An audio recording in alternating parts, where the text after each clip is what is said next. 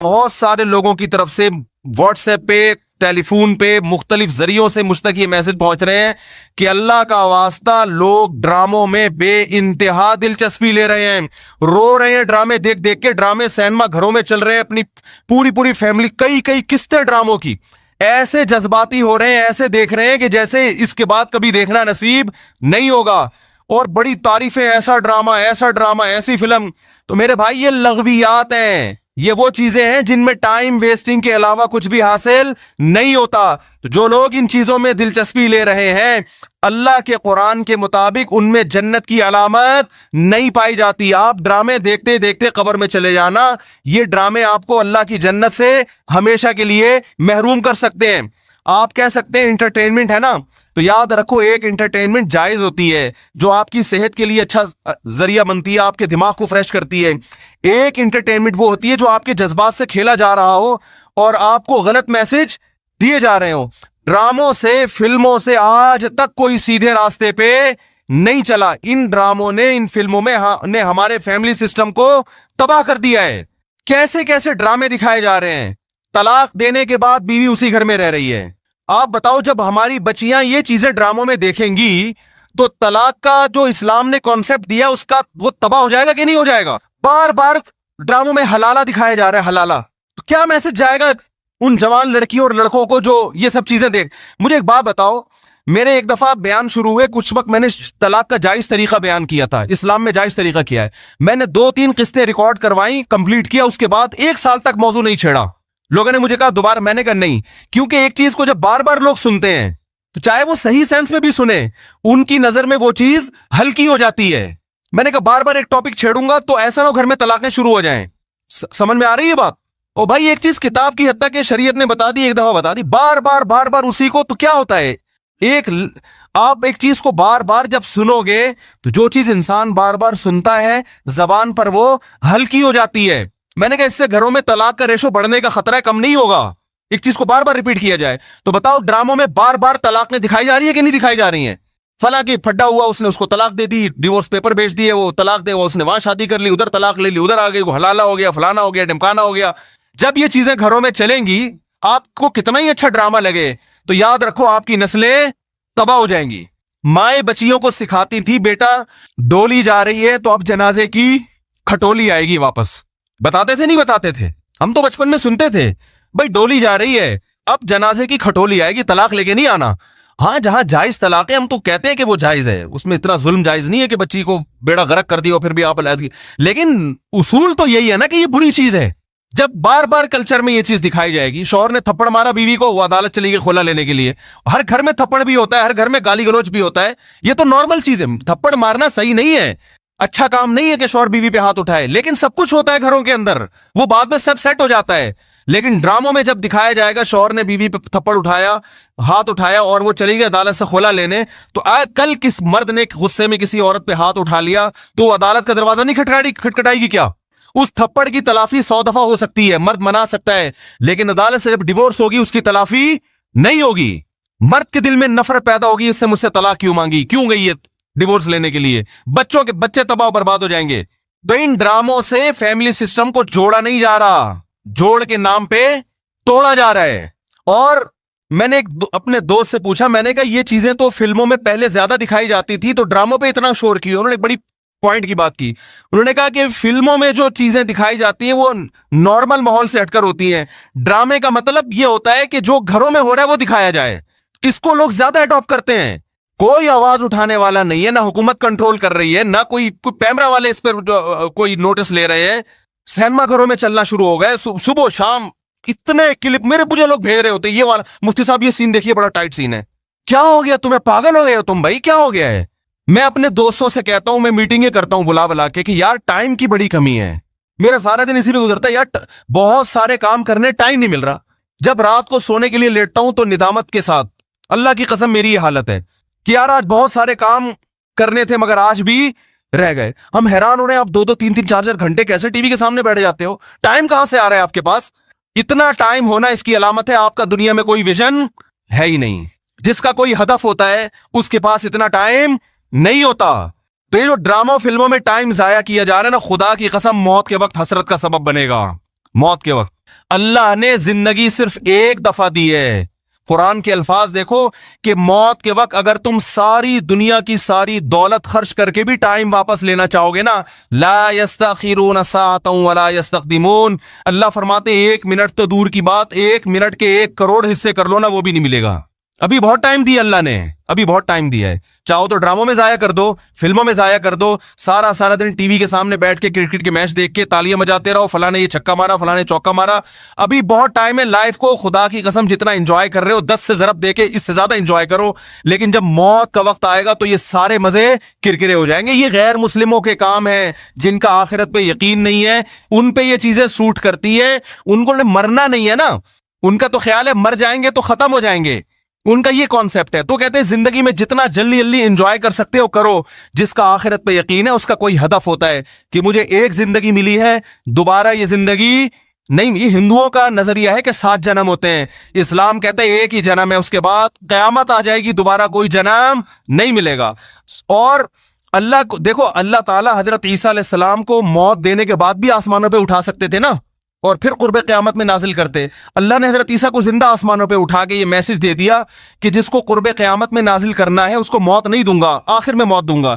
इसलिए कि मरने के बाद उठा लेता तो तुम्हारे दिमाग में ये तस्वुर आ सकता था कि शायद हमें भी मौत के बाद दोबारा जिंदगी मिल जाए। तो मौत के बाद तो पैगंबरों को भी नहीं मिलती, तुम्हें कहां से मिलेगी, हमें कहां से मिलेगी भाई जिंदगी। तो अपने वक्तों को बर्बाद मत करें, एंजॉय करें, ऐसी चीजों को एंजॉय करें जिससे मुआशरे में तरक्की होती है। ओ भाई जॉगिंग कर लिया करो, स्विमिंग कर लिया करो, फुटबॉल खेल लिया करो, थोड़ा सा वर्जिश हो जाएगी, कोलेस्ट्रॉल कम हो जाएगा, फायदा भी होगा, एंजॉय भी होगा। ड्रामे से क्या एंजॉय कर रहे हो भाई तुम बैठ के, रो क्यों रहे हो ड्रामा देख के? वो तुम्हारा क्या लगता है जिसके साथ ये हो गया, रो रहे बैठ के जैसे पता नहीं क्या हो गया। देखो इंसान के जो आसाब है ना, आसाब, इनमें अल्लाह ने महदूद सलाहियतें दी हैं। मैंने एक अंग्रेज नफ्सियाती डॉक्टर था, उसकी एक तहरीर खुद पढ़ी थी, काश मैं उसको महफूज कर लेता तो आपको आज मैं वो तहरीर दिखाता। उसकी रिसर्च थी कि दुनिया में जो डिप्रेशन, चीखो पुकार, मार धार, चीजों को तोड़ फोड़ का जो कल्चर आया है, ड्रामों और फिल्मों से आया है। ये जो आज बच्चियां माँ पे चीखती है ना, आप उनकी हिस्ट्री चेक करें, ड्रामे देख के चीखती हैं। माँ ने कुछ तेज आवाज में बात कर दी, बच्ची एकदम चिल्लाएगी, क्योंकि उसने ड्रामे में लड़कियों को चीखते हुए बोलो ना देखा। शौहर अगर गुस्सा करे, नहीं करना चाहिए लेकिन करे, तो इस्लाम कहता है तुम्हारा मोहसिन है। अगर किसी को सजदा करने की इजाजत होती तो नबी ने फरमाया कि औरत को हुक्म देता किसको सजदा करे, शौहर को। नबी ने औरत के फायदे के लिए ये बात कही है। शौहर को ये होगा कि मेरी बीवी मेरा एहतराम करती है, ऊंच नीच हो जाएगी मना लेगा बाद में, उसको पता है मेरी, बर्दाश्त कर लेती है, खर्चा पूरा करेगा, जो तमीजदार शौहर है। लेकिन अगर वो इसको गुस्सा आया हुआ है और उसने आगे से ईंट का जवाब पत्थर से दे दिया, घर चलेगा? बोलो ना भाई। और अगर बीवी ने कभी उल्टी सीधी कर ली और इसने बर्दाश्त करने के बजाय ड्रामा देखा था, उसमें थप्पड़ मारते हुए देखा था, इसने भी रख के एक थप्पड़ रसीद कर दिया, तो इससे घर में मोहब्बत का माहौल पैदा होगा? बोलो ना भाई क्या हो गया। बल्कि मैं तो इससे आगे कहता हूं कि ड्रामों में जो मियां बीवी दिखाए जाते हैं वो कोशिश करते हैं लड़का हैंडसम तरीन तलाश किया जाए और लड़की खूबसूरत तरीन। उस जोड़े को देखकर तो वैसे ही कोई मर्द को अपनी बीवी अच्छी नहीं लगती और औरत को अपना शौहर अच्छा नहीं लगता। कहते हैं मियां तो ऐसे होते हैं, क्या मखनचू अब्बा ने मेरे मत्थे लगा दिया है। एक साहब मुझे कहते हैं मुझे बीवी अच्छी नहीं लगती, मैंने कहा फिल्में देखना छोड़ दो, अच्छी लगेगी तुम्हें। हाँ, जिस गरीब के सामने सुबह शाम कोरमे कबाब घूम रहे हो उसे घर की दाल अच्छी लगेगी?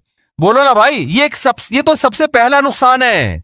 तो यही उन लोगों के काम है जिनका आखिरत पे यकीन नहीं है, इनसे हमारा घर तबाह। ड्रामे वालों का विजन ये नहीं होता कि घरों के माहौल को अच्छा करना है, ड्रामे का विजन ये होता है कि पैसा कमाना है। हर वो चीज जो मार्केट में चलेगी उससे पैसा आएगा। तो मार्केट में नेगेटिव चीजें ज्यादा चलती हैं। मेरे क्लिप में देखो, मैंने यूट्यूबर्स को अभी कुछ कंट्रोल किया है, पूरे बयान माँ बाप के हुकूक पर, बीवी बच्चों के हुकूक पर चल रहा है, अल्लाह उसके रसूल के हुकूक पर। दरमियान में एक लतीफा आ गया, लतीफा सबसे ज्यादा हिट होता है, समझ रहे हैं ना।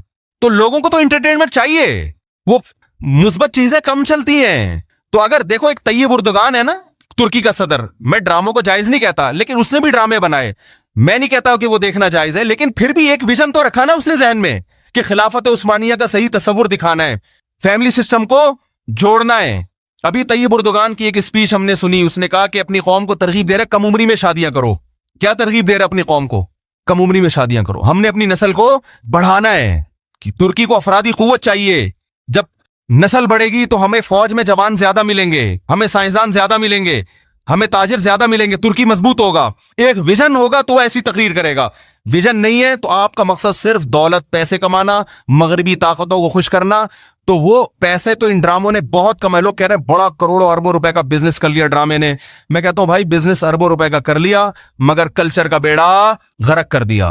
तो बिजनेस तो मेरे भाई चर्स बेचने वाला जितना अच्छा करता है ना, हीरोइन बेचने वाला, चर्स का बिजनेस ज्यादा अच्छा है ये हीरोइन का? बताओ।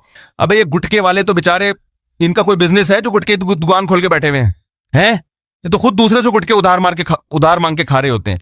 चर्च करोगे तो ज्यादा पैसा, और अगर हीरोइन पे आ गए अरबपति बन जाओगे। तो बिजनेस नहीं देखा जाता, ये देखा जाता है अब कौम को पैगाम क्या दे रहे हो। तो भाई ये हुकूमत नहीं करेगी, ये आपने करना है। अपने घरों को आपने कंट्रोल करना है। अपने घरों से टीवी को बंद करें, काबू में लाएं। उस अगर रखा हुआ भी है तो उसको एक लिमिट करें, काबू में लाएं। देखें क्या, और बच्चे लैपटॉप देख रहे हैं तो जाके हिस्ट्री तो सर्च करें कि क्या देख रहा है बैठ के वहां पे। वो बच्चियों को फोन लेके दिया हुआ है, बच्चों को तो चेक तो करें किससे बातें। भाई ये फोन जरूरत की चीज है, ये दोस्तियां लगाने की चीज नहीं है। दोस्तियों में टाइम जाया होता है। हम जब मदरसे गए, हमारे हजरत ने सख्ती से पाबंदी लगाई, किसी तालिब इल्म को किसी से दोस्ती की इजाजत नहीं है। यहां पढ़ने के लिए आए हो, समझ रहे हो ना, किसके लिए आए हो? दोस्ती की इजाजत नहीं दी। हाँ किसी से मुनासबत होती है, वो एक अलग बात है, इंसान गपशप कर लेता है, बस इस हद तक। शेखुल हदीस मौलाना ज़करिया रहमतुल्लाह ने लिखा है ना कि मैं जोहर की नमाज में किसी के साथ खड़ा होकर, असर में भी उसी के साथ, तो मेरे अब्बा पूछते हैं तुम्हारा क्या लगता है, बार बार इसी के साथ क्यों खड़े हो रहे हो, क्या लगता है तुम्हारा ये? तो एक विजन होता है भाई, उस विजन में अगर कोई दोस्ती भी आ रही है तो ठीक है, उसको भी लेके चलो। लेकिन हर वो दोस्ती जो उस विजन से आपको हटा रही है, भाई पहले विजन है, पहले मकसद है, पहले मंजिल है, बाकी चीजें बाद में। आप ट्रेन में जाते हुए आपकी दोस्ती हो गई वसीम भाई से बड़ी जबरदस्त, उसने मुल्तान में उतरना, आपका विजन पेशावर है, अब आप मुल्तान में उतर गए उसके साथ। भाई दोस्त पहले होता है, दोस्त पहले भाई, ठीक है फिर चले जाओ।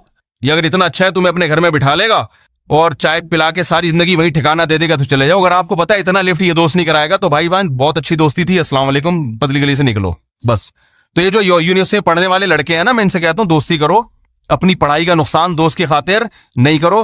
क्योंकि जब तुम्हारे पास पैसा नहीं रहेगा ना, जो दोस्तों पे तुम टाइम जाया कर रहे हो, तो पैसा तो जाएगा, दोस्त भी चले जाएंगे साथ में। ये दोस्त भी जब तक हैं जब तक पैसे हैं, ठीक है ना। जब तुम खुद इनसे कर्जा लोगे, यार पान के पैसे दे दे, गुटके के पैसे दे दे, तो जो जिगरी दोस्त है ना, जो तुम्हारे लिए आसमान से सितारे तोड़ के ला रहा था, सबसे पहले तुम्हें देख के रास्ता वही चेंज करेगा। वो गली में देखेगा वो जिगरी दोस्त आ रहा है, बोलेगा इधर निकल ले यार, क्योंकि उधर जो आ रहा है वो जिगरी नहीं है, उसको बर्दाश्त कर सकता हूं, इसको बर्दाश्त नहीं कर सकता। तो जब कुछ काम के बन जाओगे, दोस्तियां तो तुम्हारी तरफ दौड़ के आएंगी। समझ रहे हो कि नहीं समझ रहे? फिर तुम्हारे पास लिफ्ट कराने का टाइम नहीं होगा। तो अपने आप को कुछ बना लो मेरे भाई। ड्रामों में टाइम जाया नहीं करो, फिल्मों में टाइम जाया नहीं करो। ये तो कमाने के धंधे, इनको कमाने दो। तुम अपना पैसा इन पे क्यों खर्च कर रहे हो भाई? तुम किसी और चीज पे खर्च करो यार। ये जो मैंने ड्रामों फिल्मों की बात कर रहा हूं कि लोग टाइम जाया कर रहे हैं, देखो टाइम जाया करने की दो किस्में होती हैं। कुछ तो हमारे नौजवान छड़े छाट होते हैं जो सिर्फ इसलिए फुहश फिल्में देखते हैं अपनी यानी हराम ख्वाहिश को पूरा करने के लिए। इनको आदत पड़ जाती है, लत पड़ जाती है। इनको मैं कहता हूं भाई चलो गुनाह हो गया, तौबा का दरवाजा खुला हुआ है, उसमें पढ़ते ना चले जाओ। तौबा की कोशिश करो। तौबा कर ली, फिर तौबा टूट गई, दोबारा तौबा करो, 10 बार तौबा करो।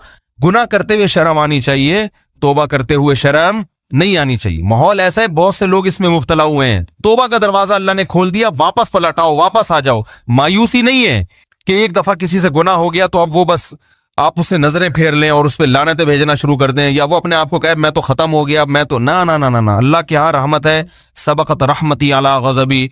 अल्लाह फरमाते मेरी रहमत मेरे गुस्से पर गालिब है। आ जा, वापस आ जा।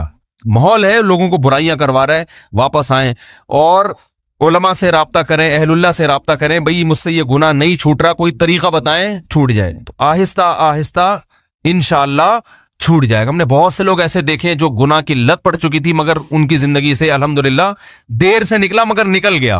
तो हिम्मत वाले लोगों की जिंदगी से जल्दी निकल जाता है, कम हिम्मत लोगों की जिंदगी से देर से निकलता है, लेकिन निकल जाता है अगर कोई चाहेगा। नहीं चाहेगा तो मामला खराब है। दूसरा एक लत पड़ती है ड्रामों की। वो ड्रामों की जो लत है जिसका मैंने तस्करा किया, ये लत भी बड़ी खतरनाक है। इसमें आपको टाइम पास करने के लिए कोई चीज चाहिए होती है।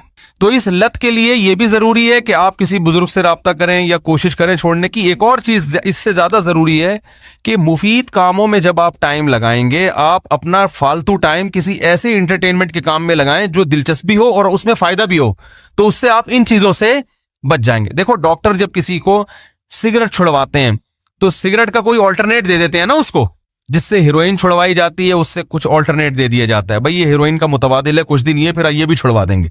तो जब आपको ड्रामों की, लड़कियों को ज्यादा आदत है ड्रामों की, तो वो कहते हैं हमारा तो टाइम नहीं पास होता।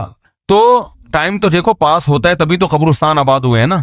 ये जिनका टाइम पास हुआ था तो पास करके कब्र तक पहुंचे हैं ना भाई। अरे जो कब्रिस्तान भर रहे हैं तो टाइम पास जिन लोगों का हुआ था, जो पास करके वहां चले गए। पास होता है तो उधर पहुंच जाता है आदमी। तो ये कब्रिस्तान भरते इसलिए कि लोगों का टाइम पास हो जाता है। तो टाइम तो पास हो रहा है, तारीखें चेंज हो रही हैं, मिनट तब्दील हो रहे हैं, घंटे चेंज हो रहे हैं, तो ये तो टाइम पास तो होगा। आप ये कह सकते हैं बुरे कामों में करो या अच्छे कामों में, तो बुरे कामों में भी पास होगा और अच्छे कामों में भी। तो जब बुरे से अच्छे काम करने के लिए रखोगे तो बुराई से बचोगे ना। हमारे नौजवानों का मसला ये है कि बोर बैठे हुए होते हैं फालतू, कह रहे हैं यार मैं बोर हो रहा हूं, अब क्या करूं, ड्रामा ही देख लूं, क्योंकि बोरियत भी तो एक टेंशन है ना। क्या हो गया यार, मुझे समझ में क्यों नहीं आ रहा कि आप लोग को क्या हो गया।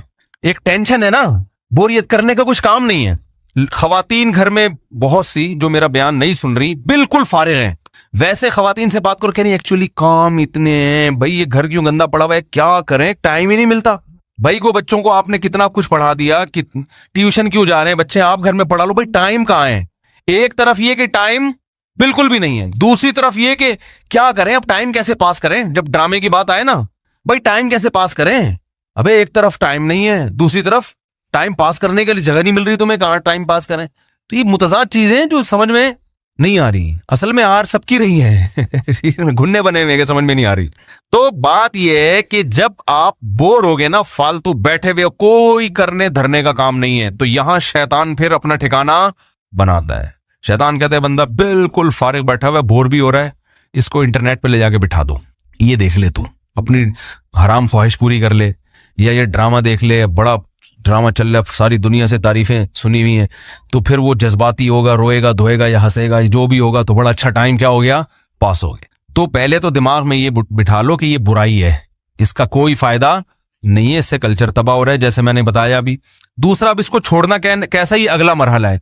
तो छोड़ने का पहला स्टेप ये है कि भाई कोई मुफीद काम तलाश कर लो। जब कोई हदफ बनाते हो मैंने ये करना है, तो फिर हर वो चीज जो उस हदफ में रुकावट बनती है, उस इंसान उसको साइड पे लगा देता है। तो वो हदफ कैसे बनाया जाता है?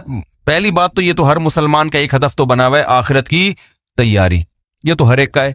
उसके बाद छोटे छोटे हदफ भी होते हैं, भाई मैंने एमएससी करना है, मैंने पीएचडी करना है, मैंने एक नया, और चलो रक्षा चला रहा हूं तो मैंने एक ऐसा रक्षा और खरीदना है, क्या ख्याल है ठीक है ना, कुछ भी हदफ हो सकता है। मैं टमाटर बेच रहा हूं तो यार मेरी एक के बजाय 2 रेडियां हो जाए तो अच्छा नहीं है, क्या ख्याल है। तो कुछ सोचेगा बैठ के। अब जब आपको आधा मसला तो इसी से हल हो जाएगा इंशाल्लाह, अगला रह जाएगा कि बहुत सारे मुफीद काम होते हैं लेकिन दिल नहीं लगता इंसान का उसमें। तो उसका तरीका यह है कि फिर अगर आप बोर हो भी रहे हैं ना, तो बोरियत दूर करने का कोई ऐसा तरीका तलाश कर लो कि मजेदार भी हो और बोलो ना भाई फायदेमंद भी हो। नहीं आ रही बात। मीठा खाने का जिन लोगों को शौक है बहुत ज्यादा, मैं कहता हूं फिर शहद खा लो, मीठा भी चला जाएगा और फायदा भी बहुत होगा। आप कह सकते हो शहद की अब आदत नहीं रही है, तो जैसे चीनी की आदत थी जब पैदा हुए थे, जब पैदा हुए तो क्या माँ के पेट में चीनी कोई खिला रहा था? वो भी तो अम्मा ने आदत डाली ना। तो जैसे खाने से चीनी की आदत पड़ गई तो शहद खाने से कुछ दिनों में चीनी गंदी लगेगी, शहद अच्छा लगने लगेगा। तो माहिरीन कहते हैं 21 दिन तक किसी चीज को मुसलसल किया जाए तो इंसान यूज टू हो जाता है, उससे वहशत खत्म। तो जो चीनी छोड़ना चाहते हैं ना, उनको मैं कहता हूं 21 दिन शहद खाओ, 21 दिन के बाद चीनी गंदी लगेगी, शहद अच्छा लगना शुरू हो जाएगा। तो 21 दिन तो कंट्रोल कर लो ना भाई, पूरी जिंदगी तब्दील हो रही है। अब आप कह सकते हैं शहद के पैसे नहीं है, तो फिर जिस चीज के पैसे हैं वो खाना शुरू कर दो ठीक है ना, गुड़ खा लो। तो वो तो एक अलग, ये सोच लो जिस टाइम पे ड्रामा देखते हैं ना, उस टाइम पे बैठ के ये सोच लें कि कितने पैसे हैं और इसका अल्टरनेट क्या कर सकता हूं मैं, तो ये सोचने में टाइम लगाएं। फिर भी मैं कहता हूं जायज एंटरटेनमेंट की तरफ आ जाओ। जायज भी बहुत सारी चीजें जो ड्रामे से ज्यादा आपको एंटरटेन भी करेंगी और आपकी जहनी तफरीह का सबब भी बनेंगी। घुड़सवारी कर लो, पिकनिक, बेगम को गाड़ी में बिठाओ, या गाड़ी नहीं है तो रक्षा लो, नहीं तो पैदल निकल लो, अगर रक्षे के पैसे भी नहीं है। बीवी बच्चों को लेके कहीं चले जाओ यार घूमने फिरने। बेगम बोल रही है सैनमा घर जाना, बोले सैनमा घर के अलावा जहां बोलेगी ले जाऊंगा मैं। चमुनी आपस में मिलने चलते हैं, चलो आज, ठीक है ना ठीक है, आज तुम्हारी फुप्पो के घर चलते हैं, आज तुम्हारे अब्बा की खैरियत पूछने चलते हैं, नहीं तो वैसे आउट। चलो बेगम, जो पैसे हमें वहां खर्च होते हैं ना, सैनमा घर में जितने टिकट है उससे डबल पैसे तुम मुझसे वैसे ही ले लो। लेकिन ये वो इतनी आजकल बेगम में मालदार हो गई है, खुद जॉब करेंगे, ये तो हमें इन चीजों की। मैंने एक वो बयान किया था कि अगर मर्द बीवी पे कभी गुस्सा करता है तो उसकी तलाफी भी हो सकती है, अदालती खुला में हो मामला चला गया तो तलाफी का दरवाजा बंद। तो मैंने कहा जैसे कभी गुस्से में ये कर दिया वो कर दिया, तो चलो यार आज बेगम को पिज़्ज़ा खिला दें। उस पर खातून ने लिखा था ये पिज़्ज़े वीज़े हमारे लिए कोई वैल्यू, मैं तो हर तबके में बयान कर रहा हूँ ना, गरीबों में भी अमीरों में भी। तो वो जो अमीर खातून है उनके लिए तो पिज़्ज़े की कोई वैल्यू, वो कहें तू बता तूने कितने पिज़्ज़े खाने हमसे बता, है भाई। तो हर चीज हर एक के लिए नहीं होती, वो तो गरीबों के लिए था ना, बेचारों के लिए, उनके लिए तो बेचारे गरीब आदमी के लिए तो बर्गर पिज़्ज़े की बड़ी वैल्यू, उसकी जेब में पैसे कहाँ होते हैं। तो उन खवातीन को ये नहीं इतना ख्याल हुआ कि ये ताना देने के बजाय आप ये सोचो कि मुफ्ती साहब का बयान हर तबका सुनता है, तो खाम खामे ताना देना ये तो तकब्बुर है ना, ये अल्लाह को पसंद नहीं है। तो इसकी तलाफी हो सकती है, स्विमिंग सीखो, घुड़सवारी सीखो, कराटे क्लब में एडमिशन ले लो, जिम जाया करो, डंट वंट पेला करो वहां बैठ के, ठीक है ना, फिर खाओ पियो जान बनेगी, जॉगिंग करो। इनमें अल्लाह ने खुदा की कसम ज्यादा मजा रखा है।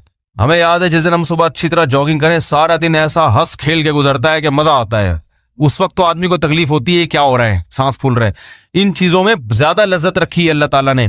अल्लामा इब्ने हज़म एक बहुत बड़े मुहद्दिस हैं, उनको जेल हो गई थी हुकूमत में, तो वो ना जेल में कैद थे, तो एक इल्मी मसला सोच रहे थे हल करने के लिए, वो हल हो नहीं रहा था, जेल में टाइम बहुत होता है ना। तो वो उन्होंने अपनी तारीख में लिखा है कि जब क्या हुआ कि सुबह ना अल्लाह ने मेरे दिल में वो मसले का जवाब डाल दिया और वो मसले की तहकीक हो गई। कहते हैं इतने में कैदी वो जेल का जो दारोगा है वो आया, उसने कहा कि आपकी रिहाई का फैसला कर दिया है।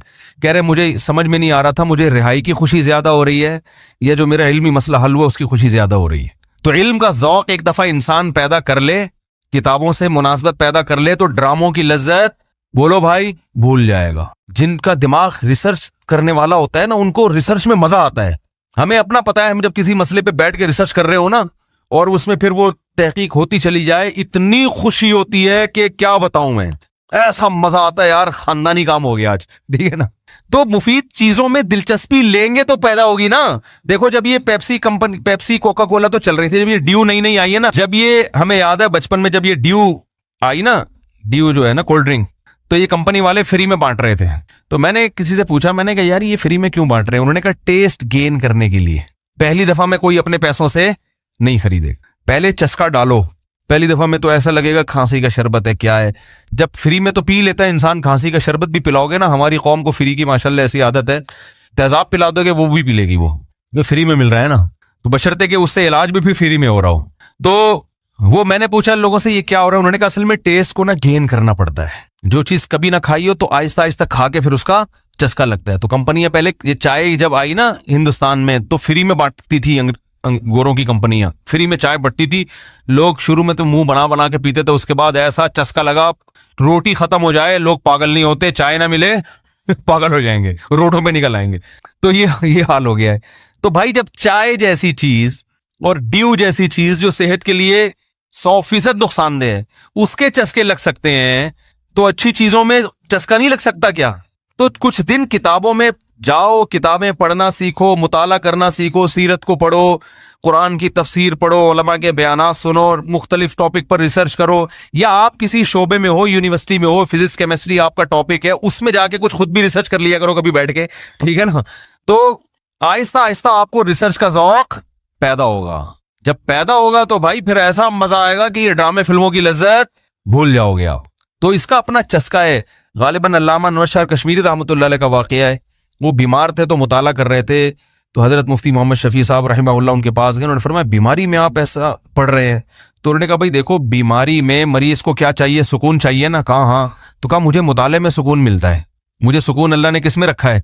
मुताला करने में, स्टडी में सुकून है मेरा। तो जब किसी चीज की आदत डालोगे ना तो इंशाअल्लाह आदत बढ़े। आप कह सकते हो कि स्टडी करना आती नहीं है हमें, बाज लोग ऐसे हैं जिनकी इंग्लिश या उर्दू अच्छी नहीं है, तो इंग्लिश या उर्दू अच्छी कर लो, कोई टीचर आए कर लो, किसी इंस्टीट्यूट में एडमिशन ले लो, यार मुझे उर्दू किताबें नहीं समझ में आ रही है, मुझे इंग्लिश नहीं समझ में आ रही, तो मैं पढ़ लूँ। तो जब सीख जाओगे तो ऐसे ऐसे लोगों को हम जानते हैं, रक्षा चलाते थे, एक लफ्ज नहीं आता था, तो उनको किसी ने गाइड किया कि यार ये सीख लो, ऐसी इंग्लिश फटफट बोल रहे आदमी हैरान हो जाए, ये रक्षा चलाता था इंग्लिश देखो माशाल्लाह। फिर उर्दू ऐसी खानदानी के मिर्जा गालिब भी आए तो हैरान हो जाए, यार ये क्या हो गया। तो हर चीज सीखने से भाई, जब रक्षा चलाना भी तो सीखा है ना, इसका मतलब सीखने के मैनर्स आपने मौजूद हैं, तो कहीं भी कुछ भी सीखोगे। इंसान में बड़ी फ्लेक्सिबिलिटी है। देखो यूट्यूब पे मैं कभी कभी जापानियों की कलाबाजियां देखता हूँ, चाइना और जापानी ना, ये कलाबाजियां, ये उधर से आ रहा है, उधर से ये घुमा गया, आदमी हैरान होता है, ये इंसान है, बंदर है, क्या है, ये लंगूर है, क्या है। तो क्या उसने सीखा ना, तो सीख के आदमी पता नहीं क्या क्या बन जाता है भाई। सही है ना। तो हम तो ये लंगूर की तरह उछलने कूदने को अच्छा नहीं समझते, कि सीखना था तो कोई और कुछ सीख लेता। खलीफा हारून रशीद के दौर में एक आदमी ने कहा कि मैं ऐसा निशान लेता हूं, वो ना सुई को ना तीर की तरह फेंकता था और सुई के नाके से गुजार देता था, सुई के नाके, इतना निशाना था। हारून रशीद ने कहा इसको 10 दिरहम भी दो और 10 चित्रौल भी लगाओ इसके। अबे ये क्या, दिरहम दे तो चित्रौल क्यों, चित्रौल तो दिरहम क्यों? उसने कहा दिरहम तो इसलिए दे रहा हूं कि मेरे दरबार में आया है, अपनी कलाकारी दिखा के उम्मीद लेके आया कि पैसे मिलेंगे, तो बादशाह के लिए ये अच्छा नहीं है कोई उम्मीद लेकर आए और उसको पैसे ना मिले, हमारी सखावत के ये खिलाफ है, तो पैसे मिलेंगे। चित्रौल इसलिए कि तू कमबख्त इतनी तूने मेहनत की होगी इसमें, तो इतना निशाना ठीक करने की तुझे जरूरत क्या थी? जंग में इतने इतने निशाने की, इतना होता है ना खोपड़ी में जाके लग जाए, बस इतना काफी होता है। इतने एक्यूरेसी के लिए कि सुई के नाके से तू सुई गुजार रहा है, इसके लिए तो 15-20 साल कम से कम तूने सारा दिन सुबह शाम यही काम किया होगा, इसलिए उसने चित्रौल लगाए। तो वो उस जमाने में हुक्मरान में कुछ समझदारी थी कि कौम गलत ना जा रही हो। हालांकि इस निशाने का फिर भी कुछ ना कुछ फायदा है, फिर भी फायदा है। जंग में बाज दफा एक्यूरेसी की जरूरत होती है।